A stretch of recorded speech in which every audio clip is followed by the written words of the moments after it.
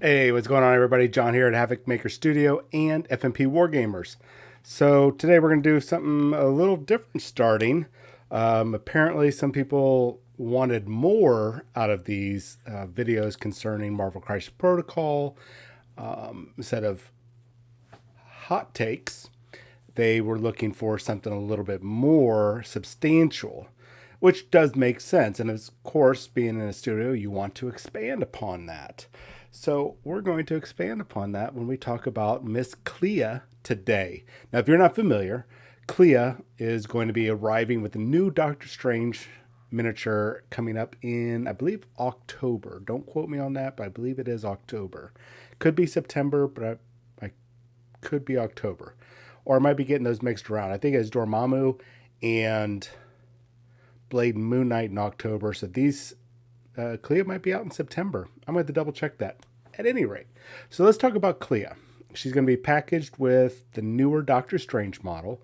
And she is kind of a not so well known character. I mean, of course, she probably has her fans out there, but not a lot of people know her. And there's rumors, though I haven't seen anything substantial just yet, that she might be popping up in the Doctor Strange 2, the Multiverse of Madness. I believe that's the name of the film. Actually, nope, can't check. And it looks like possibly, unless I got the information wrong, that it's going to be Emma Watson that will be playing her, which could actually be pretty cool. I don't know if Emma Watson really fits the bill of Clea. I don't know. But let's talk about her. So if you're not familiar, or even if you are, maybe a nice history lesson. Now, Clea, and I don't know how they're going to do it for the MCU, but in the comic books, she first appeared back in the 60s, I want to say 64, 65 ish, in Doctor Strange. And she was, at one point, the ruler of the Dark Dimension. Now, if you've only seen the Doctor Strange movie, the Dark Dimension is ruled by Dormammu in the MCU. So how that is going to play in, I don't know. That's even if she does appear. But as of right now in the comics, she was the ruler of the Dark Dimension. She had all sorts of extra powers. She had this flaming crown of regency that even empowered her even more. She's half Faltine, which are these extra dimensional mystical energy beings. So she's got that blood mixed in with her, and she is a mortal from the dark dimension. She's not human. She's just a mortal from the dark dimension. So she's not human at all. Now, that right there in itself gives her a huge boost in like her physical strength and durability. Now, this is stuff that is on the Marvel database. Um, Greater human strength and durability and longevity than humans.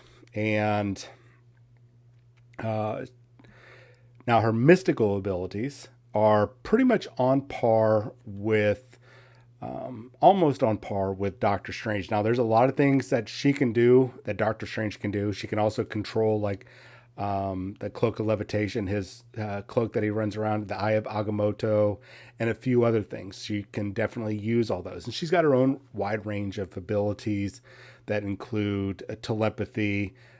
She has a transformation ability where she can turn other people into animals. I think it's called weaving magic, and she can also do stuff with her clothing. She can sit there and that's just some specialty of hers. It might just be kind of like a little cantrip, little hack, little magic hack that she can do. That didn't seem like it was ever anything truly significant. Her one of her biggest abilities, of course, was her near limitless magical potential that she had. And I think it's mainly from her half Faltine and side and her connection to the dark dimension. Now, she met Doctor Strange when he was battling Dormammu, and basically Dormammu and him were duking it out until the mindless ones, which we might see pop up in this movie. I don't think so, but they might pop up in the movie. It's possible. They have or will be reemerging in Marvel Comics right now because Dormammu is doing this big push across the galaxy. But so Dormammu, Doctor Strange team up. They battle it out with the mindless ones, and part of the deal was, hey, even though Clea betrayed you and aided me, you got to release her. So Dormammu was like, cool, dude, I'll release her. She's yours. And she becomes a disciple of Doctor Strange. And at some point, they fall in love. Yay. Everybody loves a love story. And at one point, they do marry.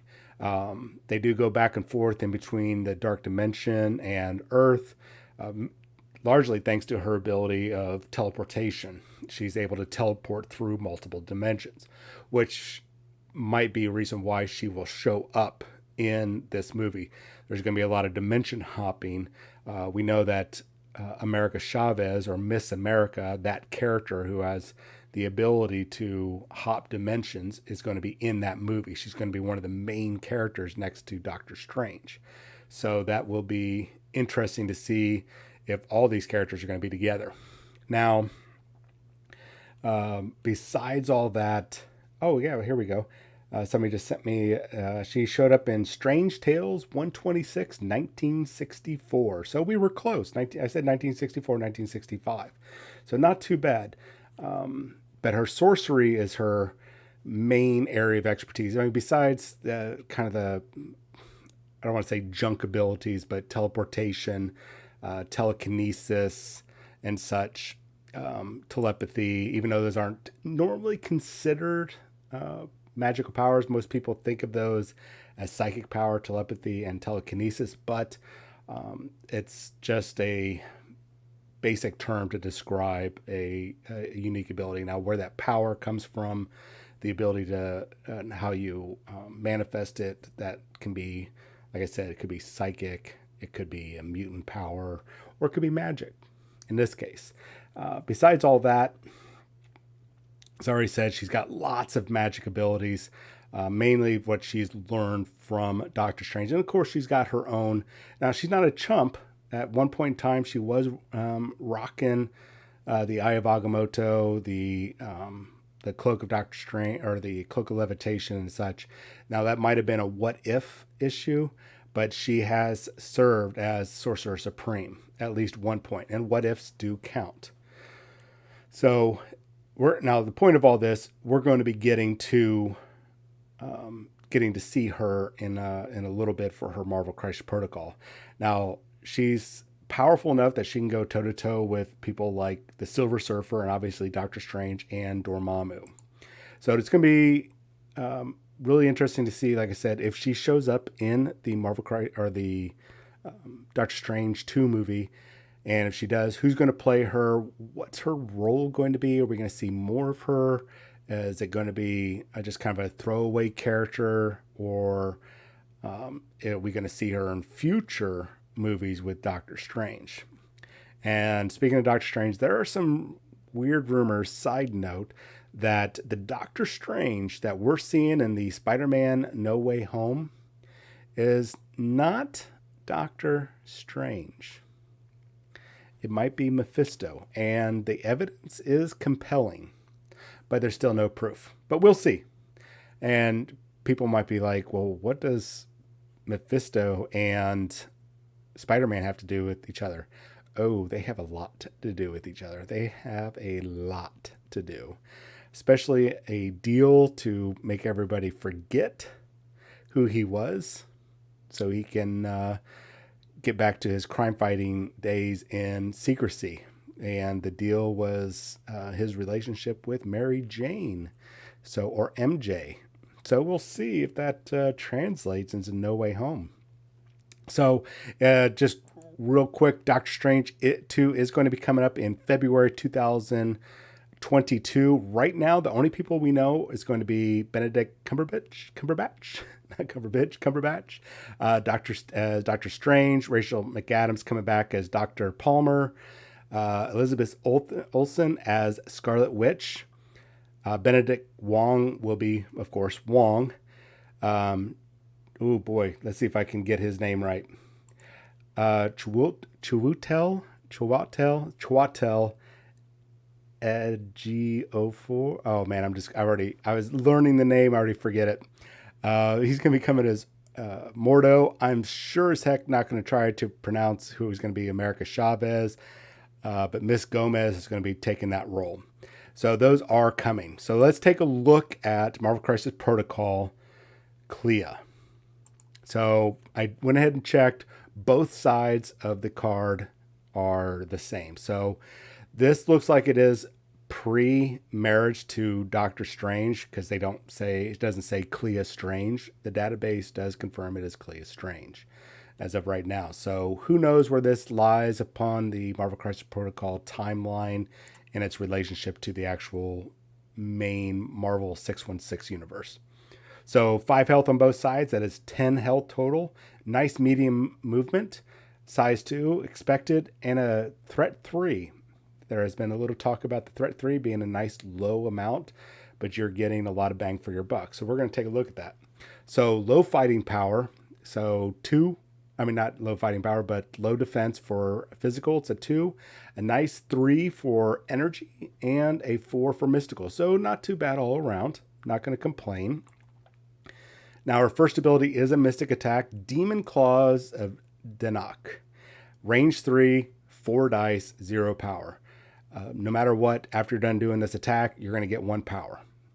If you get the symbol for the wild symbol, you're going to get bleed, so that's cool. Icy Tendrils of Icthalon, I think that's how you say it, is the mystic attack. Range 4, 6 dice, 3 power. That's actually fairly cheap. But also you're not getting that's a 6 dice and 3 power. That's not too bad.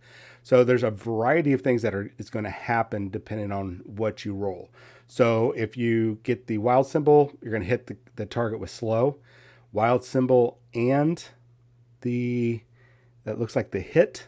As long as you have each of those, you're going to be able to stun them. And if you have the smorgasbord, which is the critical success, the wild symbol, the hit, and the defense dice. On 6, you have a good chance of getting that. You're going to hit them with stagger. Now, what'll be interesting is, do you get all 3 of those?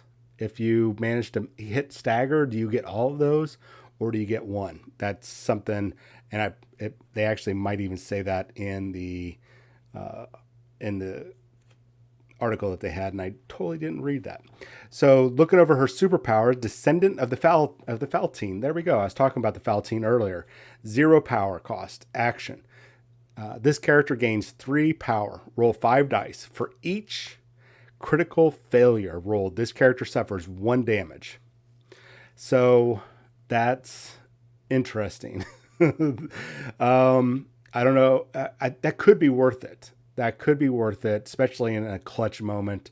I don't know if I would do it in the beginning of the game, but I could see the potential. I mean, the chances of you getting that are like 12, maybe 13%, and that's going to go up a certain percentage per extra dice you're tossing on. So it's a very low chance you're going to get that critical failure, but we've definitely, especially if you played the game, we've definitely seen it where all those dice can come up as critical successes or critical failures. Low probability, but it does exist. So our next superpower is Ashtor's Mighty Hand. It's going to cost 3 power. You can pick a terrain feature or an enemy character of size 2 or less within range 3 and throw it short range. Okay. I don't see those often used, but mind you, I have not played a lot lately. I have watched games on Twitch when people are playing on TTS, but I have not actually played a lot of games recently, except for a couple refresher games with a couple of my friends. So the next power is Vapors of Dormammu, 3 power. Choose this character or another allied character within range 3 and place it within range 2 of its current position. A character can be placed by this only once per turn. That's actually kind of nice. That's actually really, really kind of nice. That's a nice little extra movement power. All right, so our next thing is the immunity to incinerate.